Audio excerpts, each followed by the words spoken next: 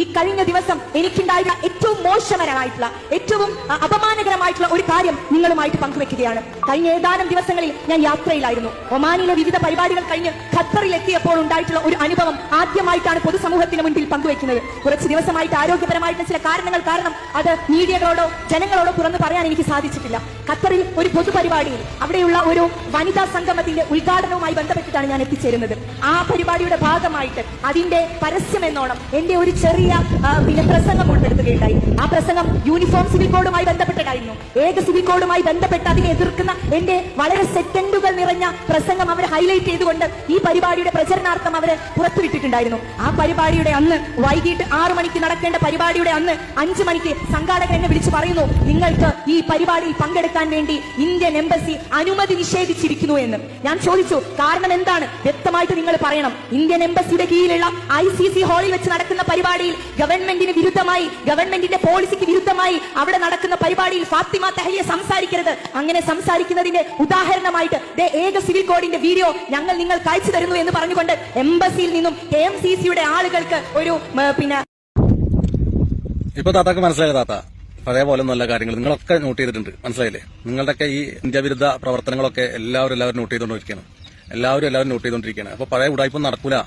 Saudi അറേബ്യയിൽ നിങ്ങൾ പോയി പ്രസംഗിച്ച്, നിങ്ങൾ ദുബായി പോയി പ്രസംഗിച്ച്, ഓക്കെ ഖത്തറിൽ പോയിട്ട് നിങ്ങൾ പ്രസംഗിച്ചപ്പോൾ നിങ്ങൾ പ്രസംഗിക്കണമെന്ന് പറഞ്ഞു. കാരണം എന്താണ്? അതിന് മുമ്പ് നിങ്ങൾ പ്രസംഗിച്ച വേദികളൊക്കെ അവർ നോട്ട് ചെയ്ത് കഴിഞ്ഞു. CA വിഷയത്തെക്കുറിച്ച് നിങ്ങൾക്ക് എന്താണ് പറയാനുള്ള അവകാശം? അല്ലെങ്കിൽ ഈ പറയുന്ന സിവിൽ കോഡ് എന്താ? ഇതൊക്കെ മനുഷ്യന്മാർ ഗുണമുള്ള കാര്യമല്ലേ?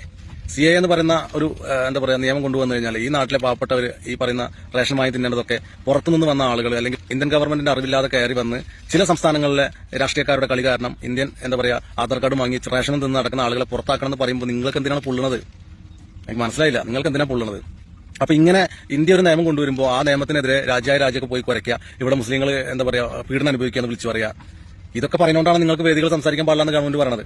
അതുകൊണ്ട് ഇപ്പൊ എന്തായി മിണ്ടാണ്ട് കൂടെ പോരേണ്ടി വന്നില്ലേ? ഇത് മലപ്പുറം ജില്ലയൊന്നും അല്ല. ഇന്ത്യ എന്ന് പറഞ്ഞ രാജ്യത്തെക്കുറിച്ച് അല്ലെങ്കിൽ ഇന്ത്യയുടെ നിയമത്തെക്കുറിച്ച് എവിടെയെങ്കിലൊക്കെ പോയിട്ട് പ്രസംഗിക്കുമ്പോൾ ആലോചിക്കണം, ഇത് എന്റെ തിണ്ണയല്ല. എന്റെ തിണ്ണയെ കടന്ന് എനിക്കെന്തും പറയാം, കാരണം ഞമ്മന്റെ ആൾക്കാരാകുമ്പോൾ വലിയ വിഷയം ഉണ്ടാവില്ല.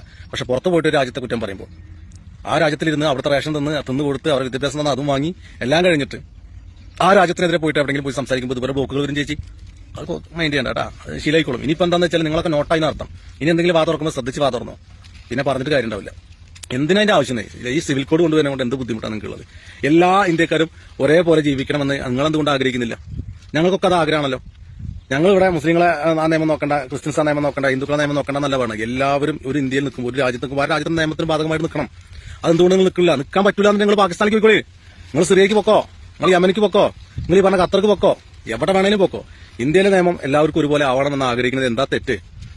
ഒരു തെറ്റുമില്ല. ഇവിടുത്തെ ഒരുപാട് ആവശ്യമില്ലാത്ത സംഭരണങ്ങൾ എന്ത് കാര്യത്തിന്?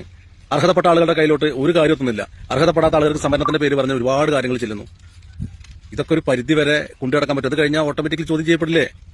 നിങ്ങൾക്ക് എന്താ 4 കെട്ടാൻ പറ്റില്ല, നിങ്ങൾ കെട്ടിയോ 4 കെട്ടാൻ പറ്റില്ല, അതാണ് നിങ്ങളുടെ പ്രശ്നം. അതൊരു നല്ലതല്ല സഹോദരി. ഈ യൂണിവേഴ്സിറ്റിയിൽ കൂടെ വരുമ്പോൾ അതൊക്കെ വരും, ഏകഭാരിത്വം എന്നുള്ള നിയമമൊക്കെ വരും. അപ്പൊ നിങ്ങളുടെ ഭർത്താവിന് 4 കെട്ടാൻ പറ്റില്ല, അത് നിങ്ങൾ സന്തോഷിക്കേ. ഇങ്ങനെ കുത്തിത്തിരിപ്പുണ്ടാക്കി രാജ്യത്തിലൊക്കെ ഫ്രീ ടിക്കറ്റ് എടുത്ത് വരുമ്പോൾ കയറി ചെന്ന് അവിടെ പോയിട്ട് ഒന്നും പ്രസംഗിക്കേണ്ട. നിങ്ങളല്ല നാട്ടുവർത്താനം പറഞ്ഞിട്ട് പോരെ. ഈ ഏക സിവിൽ കോഡിനെ കുറിച്ചും ഈ CA കുറിച്ചും നിങ്ങളൊന്നും പറയാനായിട്ടില്ല. അതിന്റെ അർത്ഥം പോലും നിങ്ങൾക്ക് അറിയില്ല. വെറുതെ വെപ്രാളപ്പെടുത്തുന്ന ആളുകളെ. അതുകൊണ്ടാണ് പാടില്ല എന്ന് പറഞ്ഞത്. ഏതായാലും കിട്ടിയില്ലേ? അങ്ങോട്ട് പോരട്ടാ. ശരിയെന്ന്.